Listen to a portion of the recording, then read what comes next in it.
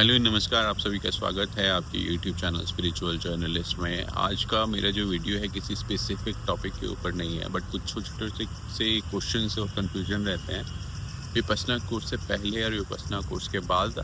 तो उससे रिलेटेड मैं कुछ आंसर करना चाहूँगा अपने एक्सपीरियंस से, और मैंने जो इंफॉर्मेशन या बातचीत की विपश्यना कोर्स के दौरान टीचर से जो मुझे वहाँ पे इंफॉर्मेशन मिली है उसमें मैं बात करना चाहूँगा। तो चलिए शुरू करते हैं। सबसे पहला जो क्वेश्चन आता है वो ये आता है कि जो महिलाएं हैं वो अक्सर इस संशय में रहती हैं या कन्फ्यूजन में रहती हैं। उनको ये जानना होता है कि क्या विपश्यना सेंटर महिलाओं के लिए सेफ़ है या नहीं। तो मैं सबसे पहली बात एक बोलना चाहूँगा कि विपश्यना सेंटर फ़ीमेल के लिए बहुत सेफ़ है, क्योंकि वहाँ पर पूरा सेपरेट है मेल और फीमेल का, दोनों का रहने का, खाने का जो है एरिया, जो भोजन का एरिया है।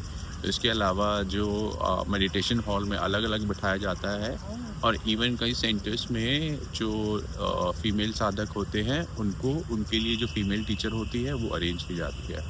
तो इस हिसाब से वो उनके लिए बिल्कुल सेफ़ है। दूसरा जो अक्सर क्वेश्चन पूछा जाता है वो ये पूछा जाता है कि क्या विपश्यना साधना के साथ कुछ और मेडिटेशन अगर करते हैं या कुछ और अगर आप क्रिया कर रहे हैं तो कंटिन्यू करनी चाहिए या नहीं करनी चाहिए। आइडियली जो टीचर है उसके द्वारा सजेस्ट किया जाता है अगर आप विपश्यना प्रैक्टिस कर रहे हैं तो विपश्यना ही करें, और उसको मिक्स ना करें साथ में। अगर आप करना भी चाहते हैं तो एक बार विपश्यना करने के बाद उसके बाद कोई और जैसे आप प्रैक्टिस करते हैं, कुछ भी करते हैं, तो उसको आप अलग से उस चीज़ को आप प्रैक्टिस कर सकते हैं। तो ये चीज़ उसमें बताई जाती है।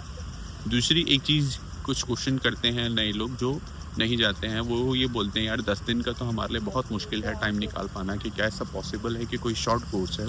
तो जो नए स्टूडेंट होते हैं उनको समझने के लिए कम से कम 10 दिन जाना ज़रूरी है विपश्यना के लिए।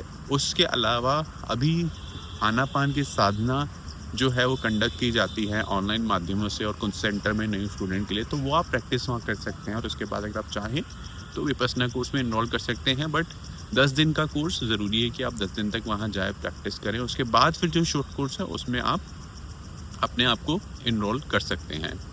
उसके अलावा एक दो और क्वेश्चन मेरे दिमाग में भी चल रहे हैं जो मेरे से पूछे जाते हैं।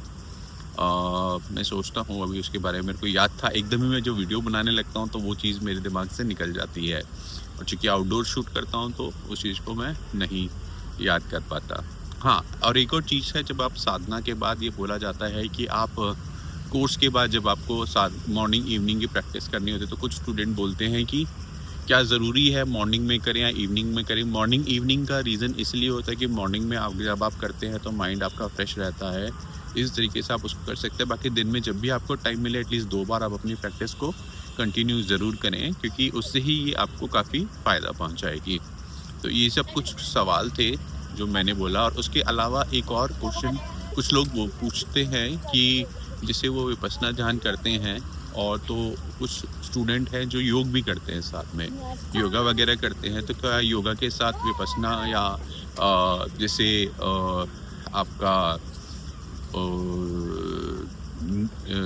प्राणायाम को मिक्स करना चाहिए। तो मैं ये कहना चाहूँगा प्राणायाम के साथ आप आनापान को मिक्स ना करें, और अपने योगासन जो है उसको अलग रखें, और इस साधना को जो है दोनों को अलग रखें, क्योंकि योग कहीं ना कहीं आपको फिज़िकल लेवल पे अच्छा करता है, वो मदद करता है आपकी साधना को पुष्ट करने के लिए। योग मदद करता है, तो आप योग के द्वारा वो कर सकते हैं। तो ये कुछ सवाल थे जो मैंने अपने रखे हैं। अगर आपके भी कुछ क्वेश्चन हैं विपश्यना से रिलेटेड, विपश्यना मेडिटेशन से रिलेटेड, सेंटर से रिलेटेड, आप कमेंट कर सकते हैं, मैं उसमें आपको आंसर करूँगा। तो अगर आपको वीडियो पसंद आई है तो लाइक करें, चैनल को सब्सक्राइब करें, और वीडियो को शेयर करें अपने उन दोस्तों के साथ जिनके इस तरह के कुछ क्वेश्चन रहते हैं। धन्यवाद।